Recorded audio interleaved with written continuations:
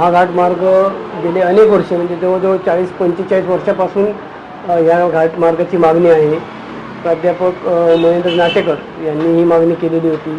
तसेच आमचे वडील माजी आमदार पुष्पसेन सावंत यांनी सुद्धा विधानसभेत या घाटाची मागणी केलेली होती. त्यानंतर अनेक जणांनी ही मागणी केली, परंतु ज्यावेळी युती शासन आलं, आघाडी शासन आलं, त्यावेळी खासदार विनायक राऊत, आमदार वैभव नाईक यांच्या माध्यमातून खरा या घाटमार्गाचा पाठपुरावा झाला.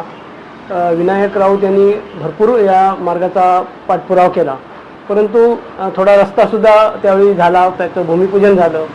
त्यानंतर ज्या ठिकाणी भूमिपूजन रस्ता झाला त्या ठिकाणाहून जी गाडी चढण्यासाठी जो मार्ग होता त्याची उंची जास्त असल्यामुळे त्याची लाईन बदलण्यासाठी केंद्र सरकारने मागणी केली होती आणि त्यासाठी सुद्धा घोडगेमध्ये त्या मंदिरामध्ये याची मीटिंग ग्रामस्थांबरोबर घेण्यात आलेली होती.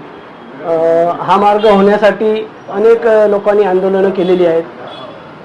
लॉरेन्स मान्यकर हे आमच्याबरोबर काँग्रेसमध्ये असताना त्यानंतर माजी सरपंच सोनवडेचे कैलासवासी बाळा घाडी यांनी एक मोठं आंदोलन केलं होतं. घाटाच्या माथ्यावर जाऊन ते उपोषणाला बसले होते आणि त्या ठिकाणी अभय शिरसाट, आबा मुंज आणि मी घाटावर आम्ही चालत जाऊन त्यांचं उपोषण त्या ठिकाणी सोडलेलं होतं.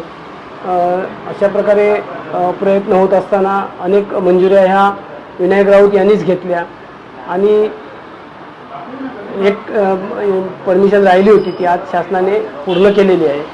मात्र ह्याचं श्रेय हे सर्वांनाच जातं. आजचे राजकारणी आहेत ते त्यांच्या काळात आल्यामुळे ते सुद्धा घेतील, परंतु ह्याची जी खरा पाठपुरावा आहे तो विनायक राऊत यांनीच केलेला आहे आणि वैभव नाईक यांनीच केलेला.